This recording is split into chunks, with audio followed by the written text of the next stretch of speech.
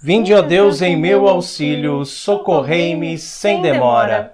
Eu sou o professor Raimann. E eu, a Maria Carolina Raimann. E você está no canal do Apostolado Católico da família Raimann. E hoje nós meditamos mais uma frase de Padre Pio.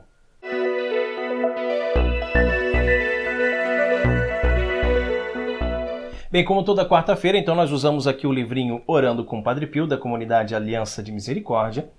E nós vamos para a frase já do mês de fevereiro, né?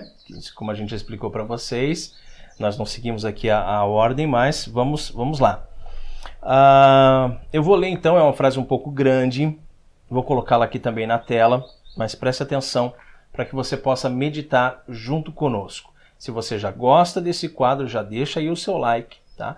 Não esquece de depois comentar também o que você achou dessa frase e compartilhar geral aí para que mais pessoas possam ver esse vídeo, né? E o nome de nosso Senhor Jesus Cristo seja amplamente divulgado pela face da terra.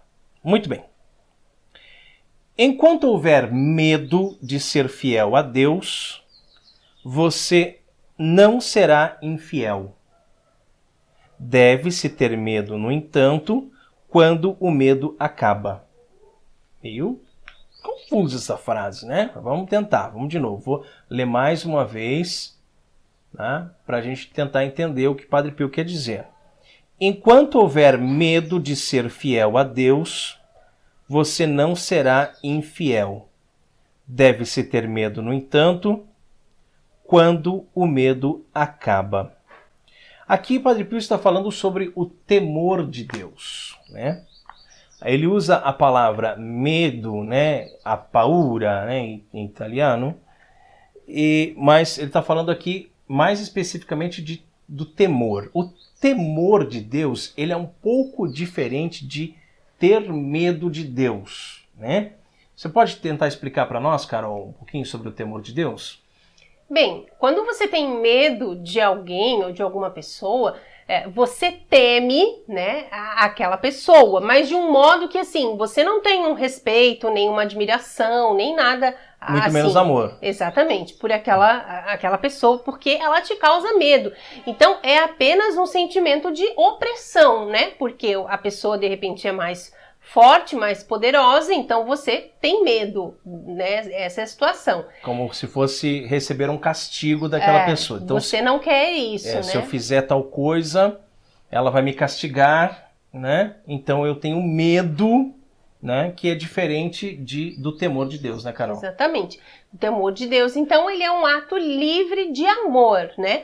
Porque nós amamos nosso Senhor Jesus Cristo, né, por todo esse amor que nós temos por ele, nós não queremos magoá-lo, nós não queremos pecar, né? Então, aí vem essa questão do que Padre Pio cita ali, né? A gente tem medo de fazer alguma coisa errada, né? De pecar, de contra nosso Senhor Jesus Cristo. Esse é o sentimento, né? Do temor a Deus.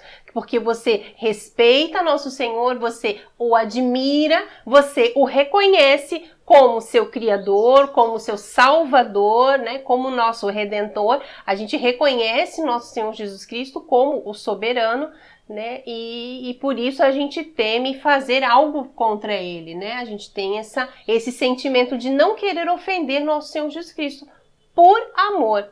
Então, veja só, essa realidade que a gente tem em relação a Deus, que é o temor de Deus, ela também poderia e muitas vezes deveria ser aplicada nos nossos relacionamentos aqui na Terra, tá? Do que eu estou falando?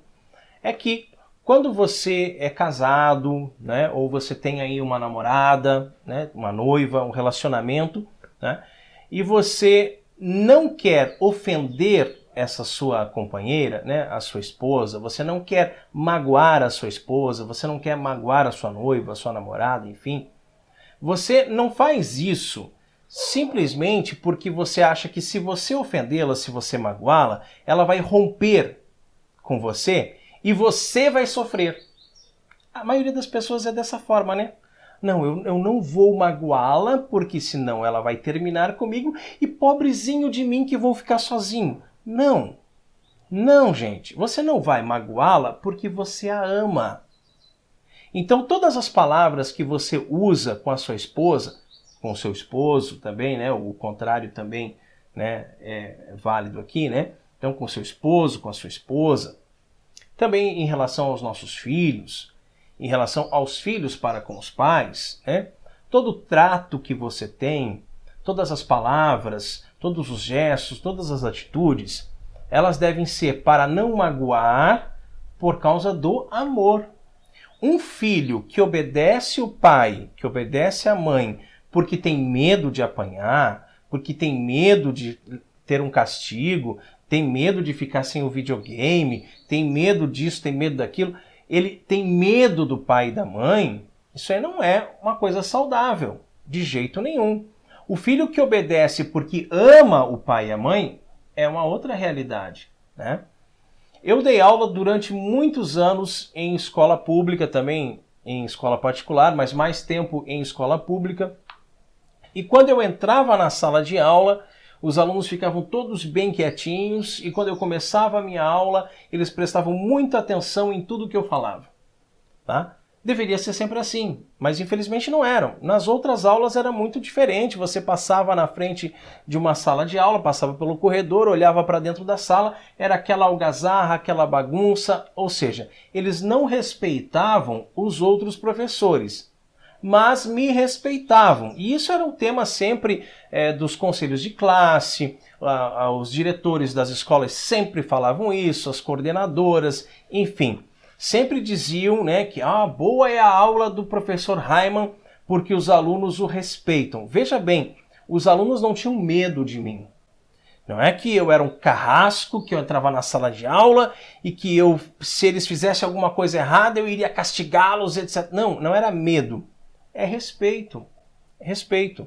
E hoje em dia, que faz muito tempo já que eu estou afastado de sala de aula, se eu encontro, hoje não mais pessoalmente, né, porque eu estou morando muito longe das escolas onde eu trabalhei, 1.300 quilômetros de distância, mas às vezes encontra na internet, né, e o aluno vem, o ex-aluno vem e fala alguma coisa, professor Raimann, que saudade das suas aulas, como eram boas as suas aulas, você foi o melhor professor que eu tive e tal. Isso tudo eu estou falando não é para vanglória, mas é para você entender que quando existe esse relacionamento que o aluno admira o professor, que o aluno respeita o professor. Não medo, não é medo, né? Mas ele respeita, ele tem aquele temor, né, de fazer alguma coisa que o professor vai desaprová-lo. Tem temor de dizer alguma coisa que o professor fique chateado com ele, porque é uma pessoa que a gente gosta muito. E isso é assim. Você gosta muito de alguém, você tenta agradar sempre, né? Você não quer magoar aquela pessoa. E nosso Senhor Jesus Cristo é uma pessoa, né? Segunda pessoa da Santíssima Trindade, né? A gente não quer ofendê-lo, a gente não quer magoá-lo, a gente não quer pecar. E a gente não quer pecar não por medo do inferno, gente. Mesmo que o inferno não existisse, mesmo que fosse dito assim, não, a partir de agora o inferno fechou, né? Todo mundo vai para o céu, mas mesmo assim, você não iria querer desobedecer os 10 mandamentos. Mesmo assim, você não queria desobedecer a lei de Deus porque você ama. Então, quando você ama, quando você respeita, quando você admira, você tem aquele temor.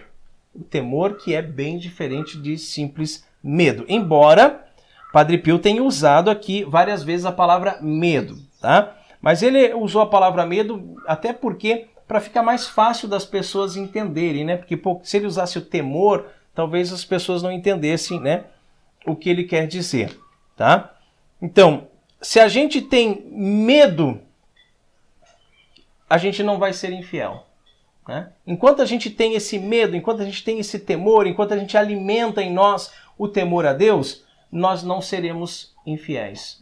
Nós acabaremos sendo infiéis a Deus quando esse medo acabar, né, Carol? Tem que acender uma luzinha, né, em nós, assim, quando nós não tivermos medo de ofender a nosso Senhor, aí Padre Pio nos fala, né, que aí que é o problema, aí que é a hora de você acordar para a vida aí, né? Porque enquanto você tem esse medo, né, você mesmo vai pedir a graça para nosso Senhor, para que Ele te dê a graça de não ser infiel, né? Porque nós nos reconhecemos assim, né?